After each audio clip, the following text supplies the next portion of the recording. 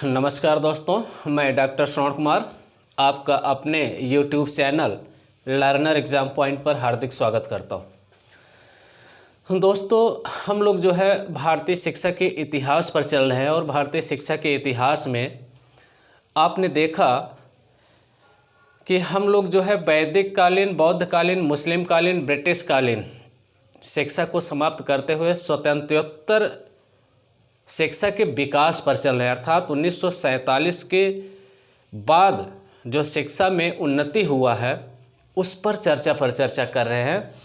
और उसमें सबसे पहले हम लोगों ने देखा कि 1968 की पहली जो राष्ट्रीय शिक्षा नीति आई, स्वतंत्र भारत की प्रथम राष्ट्रीय शिक्षा नीति 1968।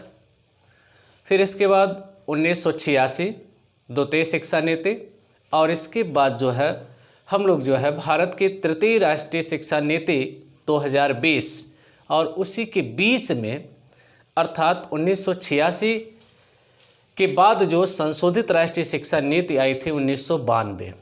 तो कहने का से ये है कि हम लोगों ने 1968 की शिक्षा नीति को पढ़ा, 1986 की शिक्षा नीति को पढ़ा, और संशोधित राष्ट्रीय शिक्षा नीति जो है 1992 में पढ़ा, और नई शिक्षा नीति 2020 कि शैक्षिक संरचना को भी हम लोगों ने है इस पर जो है चर्चा किया है आपसे। इनसे संबंधित अगर किसी भी प्रश्न में आपको डाउट है, नहीं समझ में आया, तो उसको आप कमेंट के माध्यम से जो है भेज सकते हैं। और जो भी क्वेश्चंस आपके होंगे उन क्वेश्चंस का हम जो है पूरी शुद्धता के साथ जो है बताने का प्रयास करेंगे। ठीक है, हाँ, जब भी समय मिलेगा, और हो सकता है कि संडे को ही हम जो है आप लोगों के जितने भी क्वेश्चंस आप कमेंट के माध्यम से पूछे हैं, ठीक है, और संडे के माध्यम से उन सभी का जो है हम इस संडे स्पेशल क्लास में जो है आप लोगों का जवाब उसमें हम देंगे। ठीक है दोस्त, लेकिन आप लोग कमेंट जो है बहुत कम लोग देख रहे हैं कि चाहे वो पॉजिटिव दिशा में या निगेटिव दिशा में किसी भी प्रकार का जो भी कमेंट है वो देख रहे हैं। बस 2-4 लोग जो हमारे जुड़े हुए हैं दोस्त, ठीक है, वही शुरू से ही और आखिरी तक अभी तक जो है कमेंट करते आए हैं दोस्त। ठीक है, तो ऐसे में आप सभी का दायित्व तो बनता है कि आपको मोटिवेशन जो है देना ही पड़ेगा दोस्त। ठीक है, क्योंकि मोटिवेशन अगर नहीं देंगे तो धीरे धीरे हमारी भी एक प्रकार से जो रुचि है वो कम होती जाएगी, और ऐसे में जो है फिर आपको वीडियो भी नहीं मिलेंगे। ठीक, ऐसा नहीं है कि आपको यूट्यूब पर वीडियो नहीं है, बहुत सारे वीडियो हैं, लेकिन एक प्रकार से हम बता दें कि एक विषय या एक किसी भी पाठ्यक्रम को ले करके और 20 मिनट में 25 मिनट में पूरे पाठ्यक्रम का सार अगर किसी भी यूट्यूब वीडियो में मिल जाए दोस्त, तो फिर उसको हमारे पर आप क्या कीजिएगा, भेज दीजिएगा। तो कहने का से ये है कि इतनी मेहनत आप लोगों के लिए कर रहा हूँ, तो आप लोगों का इतना तो कर्तव्य ही है दोस्त कि आप लोग जो है वीडियो को शेयर भी करें, और लाइक की संख्या तो इतनी कम है दोस्त, देखने वाले तो 140, 142, 200 के आसपास हैं, लेकिन उसमें लाइक 17, 18, 20 के आसपास लाइक भी आ रहा। तो ऐसे में उस पर भी थोड़ा सा ध्यान दीजिएगा। वीडियो को लाइक करें, शेयर करें, और कमेंट करके जो कुछ भी आपको नहीं समझ में आ रहा उसको भी पूछें और मोटिवेशन भी देते रहें।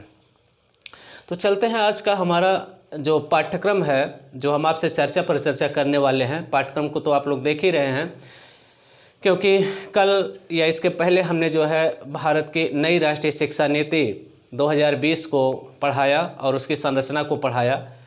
और आज का जो हमारा विषय है यशपाल समिति। दोस्त, प्रोफेसर यशपाल समिति का जो गठन किया गया था 1992 में किया गया था, और प्रोफेसर यशपाल ने एक प्रकार से देखा जाए सबसे अधिक जो बल दिया है वो प्राथमिक शिक्षा पर बल दिया है, और इनका मेन ध्येय जो रहा है वो बस्ते के बोझ को कम करना और लर्निंग विदाउट बर्डन। ठीक है, इस पर इन्होंने ज़्यादा बल दिया था। कहने का से ये है जो प्रोफेसर यशपाल थे जेएनयू के जो थे दोस्त कुलपति पद पर थे। ठीक है, प्रोफेसर यशपाल जो थे जेएनयू में जो है ये कुलपति पद पर थे, और इनको पद्म भूषण भी प्राप्त हुआ है दोस्त। और एक प्रकार से भौतिक विज्ञान में इन्होंने पीएचडी की डिग्री भी लिया था और वैज्ञानिक भी थे। आया समझ में दोस्त? तो एक प्रकार से देखा जाए तो अनुभव भी प्रोफेसर यशपाल को बहुत अधिक था दोस्त। इसलिए एमएचआरडी ने, ठीक है, मानव संसाधन विकास मंत्रालय की पहल पर जो है यशपाल समिति का क्या किया जाता है, 1992 में गठन किया जाता है। और इनको एक विषय दिया जाता है कि प्राथमिक शिक्षा के उन्नयन हेतु कुछ आप अपने सुझाव दीजिए। क्या कारण है कि प्राथमिक शिक्षा में जो डेवलप होना चाहिए, जो विकास होना चाहिए, वो डेवलपमेंट देखने को नहीं मिल रहा है।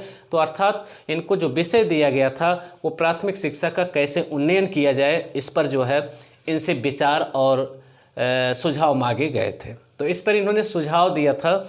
इन्होंने ये कहा था कि बच्चे को जो है पहली बात तो मोटी मोटी किताबों को ना रखा जाए, ठीक है, बृहद पाठ्यक्रमों को ना रखा जाए, बस्ती का जो भार है इतना ज़्यादा ना कर दिया जाए दोस्त, ठीक है, उनकी बचपन को ना छीना जाए, ठीक है, उनकी स्वतंत्रता को ना छीना जाए, ठीक है, उनका नैसर्गिक जो क्रिया है, जो प्राकृतिक क्रियाएं हैं दोस्त, ठीक है, अनुभव पर बल दिया जाए। एक प्रकार से अगर देखा जाए तो प्रोफेसर यशपाल के जो विचार हैं दोस्त वो प्रकृतिवाद से मिलते जुलते हैं। अर्थात जीन जैक्स रूसो के जो प्रकृतिवादी विचारक जो कि जनक था, उनके विचार से मैच करता है किसका विचार दोस्त, यशपाल समिति का। तो देखेंगे यशपाल समिति में जो टोटल सदस्यों की संख्या थी दोस्त वो 8 सदस्य थे इसमें, और सारे के सारे जो भारतीय शिक्षाविद थे।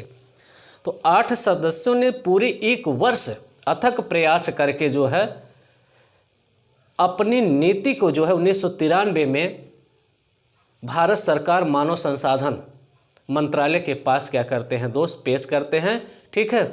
और फिर इसके बाद जो है आगे 1993 में जो है यशपाल की समिति का क्या किया जाता है दोस्त, शिक्षा में पालन किया जाता है।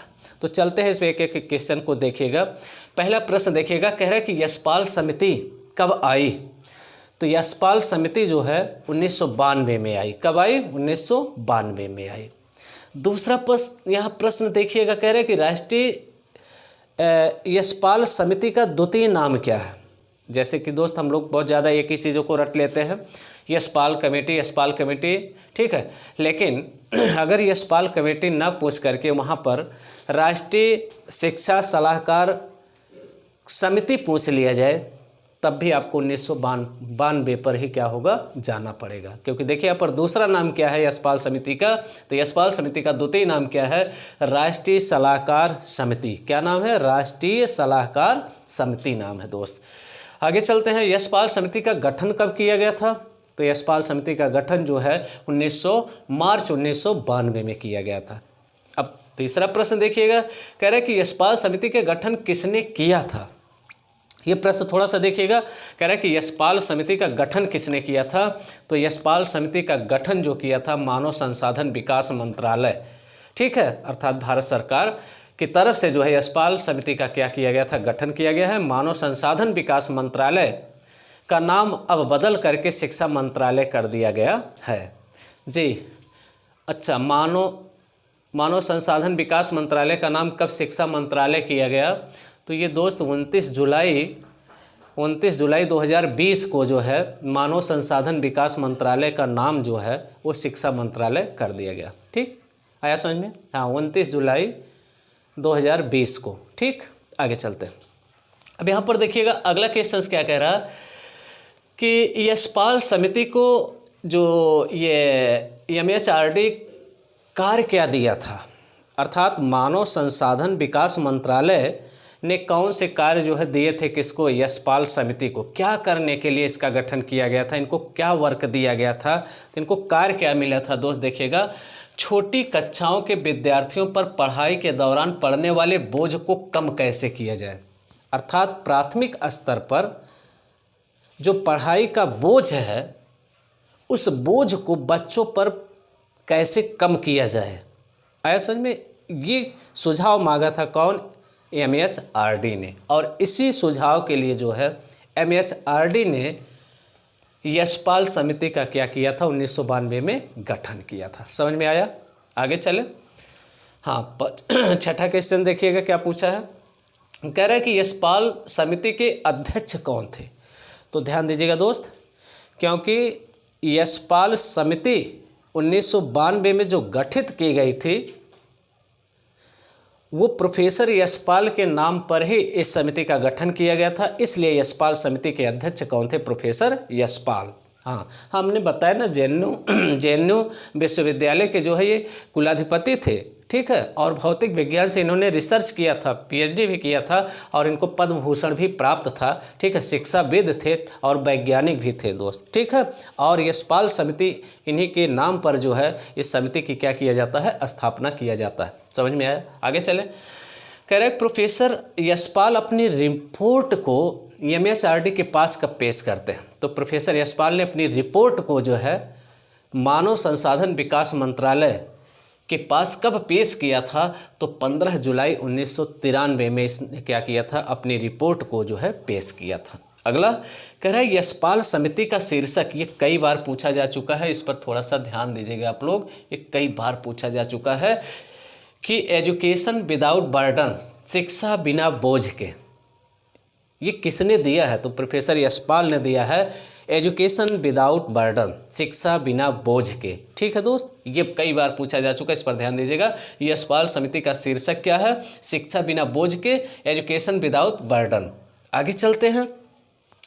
अब कह रहे हैं कि एजुकेशन विदाउट बर्डन का सुझाव किसने दिया था? प्रोफेसर यशपाल। कब दिया था? 1992 में कमेटी का गठन हुआ था, 1993 में इन्होंने शिक्षा बिना बोझ के इनका शीर्षक था।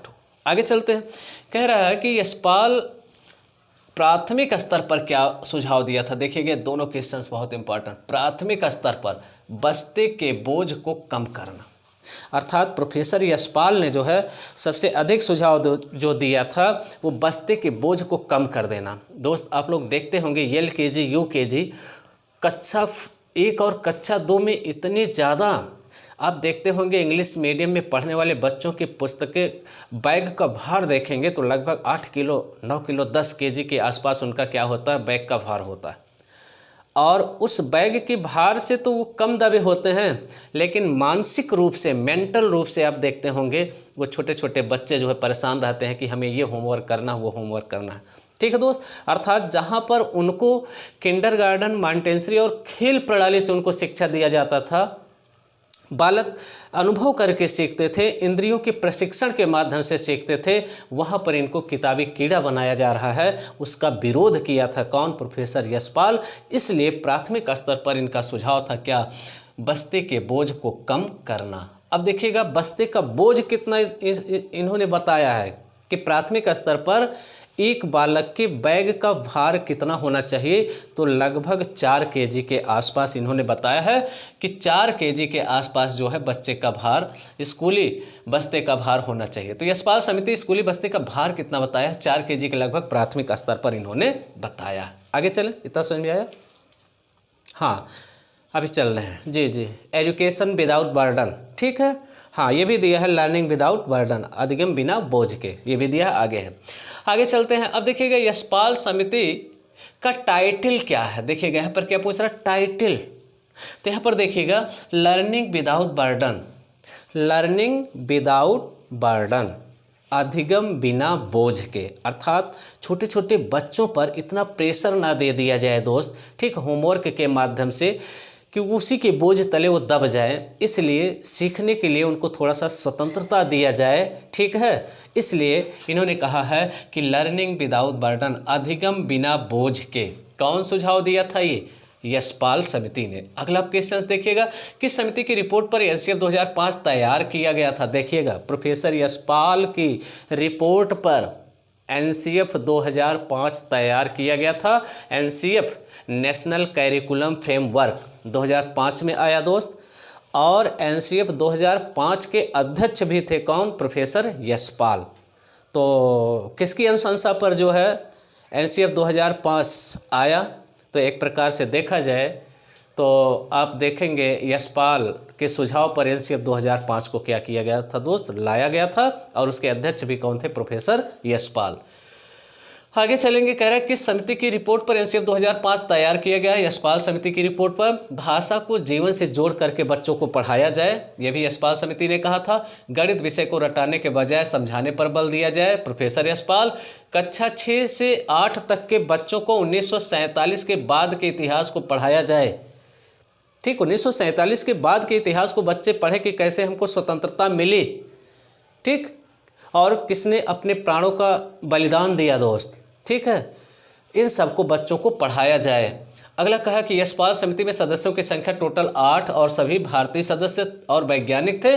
यशपाल की सिफारिश पर प्राथमिक स्तर पर शिक्षक छात्र अनुपात क्या है? तो इसको देखिएगा, प्राथमिक स्तर पर पहले जो शिक्षक और छात्र अनुपात था 1:40 था, लेकिन वर्तमान में जो है इनके सुझाव पर 1:30 कर दिया गया है। आगे चलते हैं। कह रहा है कि यशपाल समिति का शैक्षिक ढांचा क्या था? तो कक्षा 1 से कक्षा 5 तक जो है ज़्यादा बल दी है। कौन? यशपाल समिति। ज्ञान विस्फोट के नाम से कौन समिति थी? तो ज्ञान विस्फोट के नाम से यशपाल समिति का गठन किया गया था 1992 में। ये भी क्वेश्चन पूछा जा चुका है।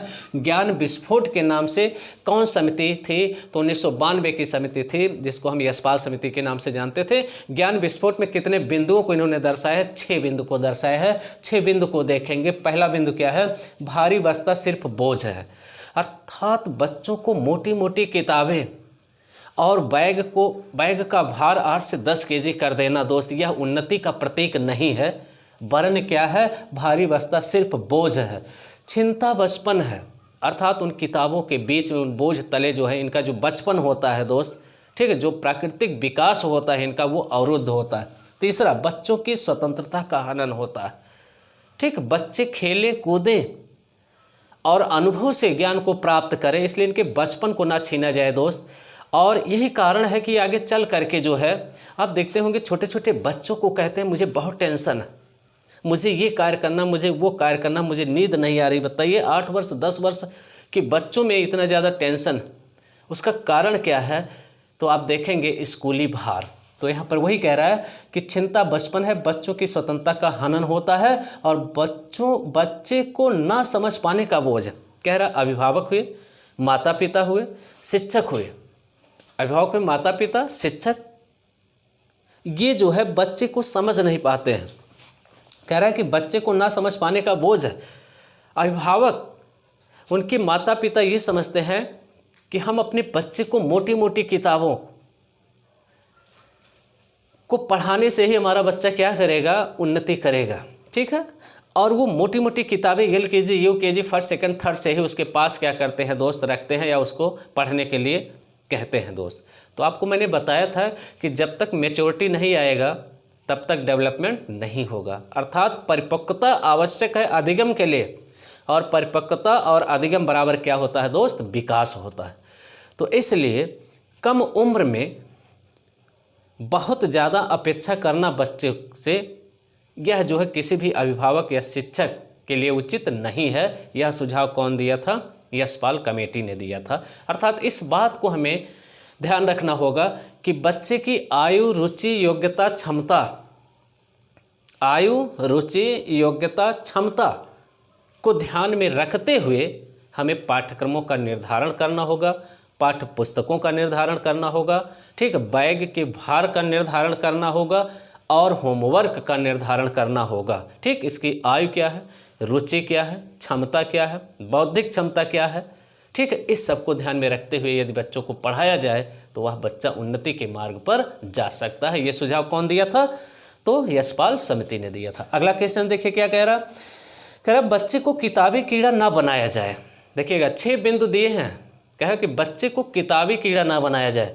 सारी चीज़ों को हम केवल थ्योरी में ही पढ़ करके नहीं समझ सकते हैं दोस्त, और यदि वह बच्चा प्रैक्टिकल करके, स्वयं करके और उससे जो अनुभव प्राप्त करेगा वो उसके अस्थायी स्मृति में बना रहेगा। कहने का सही है कि वो चीज़ उसके जो है एक प्रकार से LTM, लॉन्ग टर्म मेमोरी में जाएगी दोस्त। और जो चीज़ें हम उसको किताब से पढ़ा करके बताते हैं वो रटने पर बल देता है, उससे जो वास्तविक सूझ शक्ति का विकास नहीं होता है, वरन सूझ शक्ति का विकास अगर करना है तो बच्चे को किताबी कीड़ा ना बनाया जाए, वरन उसको प्रैक्टिकल नॉलेज पर बल दिया जाए, स्वयं वो करके सीखे दोस्त। अगला क्या कह रहा? बचपन को पुस्तकों में दमन ना किया जाए। देखिए दोस्त, छठा बिंदु और आखिरी बिंदु कहा है कि बचपन को पुस्तकों में दमन ना किया जाए, अर्थात जो उसका बचपन है, जो खेलने की उम्र है, स्वतंत्रता की उम्र है, किलकारियों का उम्र है, उस उम्र को आप जो है उस बच्चे से 4 घंटे 5 घंटे 8 घंटे बैठकर पढ़ने की अपेक्षा ना करें दोस्त। और हमने देखा कुछ ऐसे भी अभिभावक हैं कि जो कि अपने बच्चे के पास जो है डंडे को लेकर के भी बैठे रहते हैं और उसे कहते हैं कि देखिए आपके बगल में जो है वो 8 घंटा 10 घंटा पढ़ता है और तुमको भी बाहर नहीं जाना है, तुमको पढ़ना है। अब आपने उसको क्या किया, डंडे की चोट से तो अपने कमरे में कैद कर लिया, लेकिन वास्तव में देखा जाए क्या उस बच्चे ने 8 घंटे में कितना अधिगम किया, क्या इसका आकलन आपने किया? तो कहने का आशय ये है कि हम किसी भी बालक को उसकी रुचि के खिलाफ, उसकी मनोवृत्ति के खिलाफ यदि हम अधिगम कराना चाहते हैं तो उतना अधिगम नहीं होगा जितना वह स्वयं अपनी रुचि से सीखने के लिए तैयार होगा। कहने का आशय यह है, यहीं पर दोस्त आपका थॉर्नडाइक का नियम भी कहता है तत्परता का नियम, अर्थात जब बच्चे स्वयं शारीरिक और मानसिक रूप से तैयार रहते हैं तो वो किसी भी पाठ्यक्रम को जल्दी सीख लेते हैं, और यदि वो शारीरिक और मानसिक रूप से तैयार नहीं रहते हैं तो उस पाठ्यक्रम को जल्दी वो सीख नहीं पाते। इसलिए अभिभावक, माता पिता, शिक्षक का कर्तव्य है कि बच्चे में शारीरिक और मानसिक रूप से तत्परता का विकास किया जाए और उनको मोटी मोटी किताबों के तले उनका जो नैसर्गिक क्रियाएं हैं, जो प्राकृतिक क्रिया है, जो सेंसरी जहाँ से वो सीखते हैं, ठीक है, जिसको हम कहते हैं संवेदी गामक अवस्था है, उस अवस्था को जो है दोस्त दमन ना कर दिया जाए, ये यहाँ पर कहा है। अर्थात बचपन को पुस्तकों में दमन ना किया जाए। ये 6 बिंदु कौन दिया है दोस्त? यशपाल समिति का प्रमुख संदेश था। यशपाल समिति बल किस पर दिया है? करके सीखने पर बल दिया है, अनुभव पर बल दिया है। आगे चलते हैं। यशपाल समिति बल दिया है करके सीखने पर और अनुभव पर बल दिया है। किसने कहा कि पाठ्यक्रम को पूरा करना ही लक्ष्य नहीं? देखिए लोग, कुछ टीचर्स ऐसे होते हैं दोस्त जो केवल उनको ये होता है कि हमें सेमेस्टर में 6, मैं हायर एजुकेशन की बात कर रहा हूँ दोस्त, कि हमें जो है पाठ्यक्रम को पूरा कर देना है, चाहे बच्चे उसको समझ पाएँ या बच्चे उसको ना समझ पाएँ। क्या यह उचित है? नहीं। हम जो भी पढ़ाएं उस कॉन्सेप्ट को बच्चे आसानी से समझ जाएं। क्यों?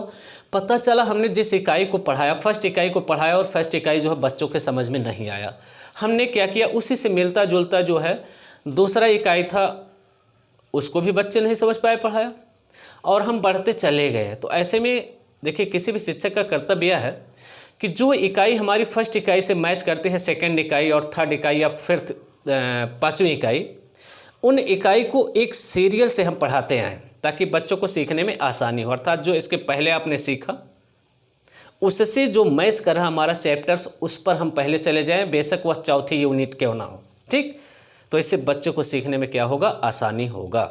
आगे चलते हैं। और क्या कह रहा, कहा कि एनसीएफ 2005 के अध्यक्ष कौन थे? प्रोफेसर यशपाल। बच्चे को सामाजिक विषय में क्या क्या पढ़ाया जाए, देखिएगा यशपाल जी ने क्या बताया है यहाँ पर, आप देखिएगा। कह रहे हैं कि बच्चे को सामयिक विषय पढ़ाया जाए, करंट पढ़ाया जाए, भूगोल पढ़ाया जाए और नागरिक शास्त्र पढ़ाया जाए, इस पर बल दिया।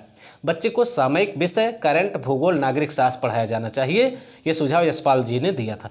यशपाल समिति के जो है ये सुझाव और संस्तुति और सिफारिशें आप देखेंगे यहाँ पर क्या क्या सिफारिश किया है। पहला, बाल केंद्रित पाठ्यक्रम होना चाहिए। मनोवैज्ञानिक शिक्षण विधि अर्थात आगमन शिक्षण विधि का प्रयोग आप कीजिए। क्यों? आगमन शिक्षण विधि का छोटे बच्चों के लिए प्रयोग करना बहुत उपयुक्त होता है दोस्त। और कहा कि शिक्षण विधि में किंडरगार्टन, मॉन्टेसरी, खेल विधि का प्रयोग कीजिए। ग्राम स्तर पर, ब्लॉक स्तर पर, जिला स्तर पर एक समिति का गठन कीजिए। किस लिए? ताकि वो प्राथमिक विद्यालयों का निरीक्षण कर सके और प्राथमिक स्तर पर गृह कार्य न दिया जाए, बिल्कुल ना दिया जाए, क्योंकि स्वतंत्रता का पोषक है कौन? यशपाल समिति।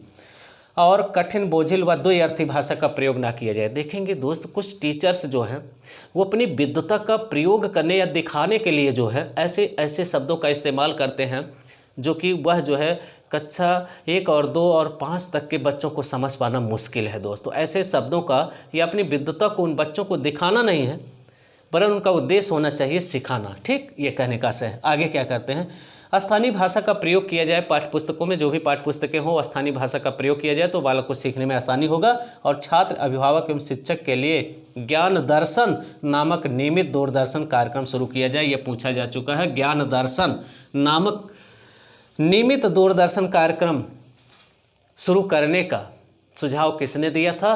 तो यशपाल समिति ने दिया था। तो दोस्त, आज हमने जो है आपसे यशपाल समिति पर चर्चा किया। इसमें जो भी आपका कन्फ्यूजन होगा कमेंट के माध्यम से आप लोग पूछ सकते हैं। और हम यही चाहते हैं कि आप लोग ज़्यादा से ज़्यादा इस वीडियो को शेयर करें, लाइक करें। और कमेंट आप लोग बहुत कम कर रहे हैं दोस्त। जो भी हो आप कम से कम हमें भी मोटिवेशन देते रहें। ठीक, नमस्कार दोस्त।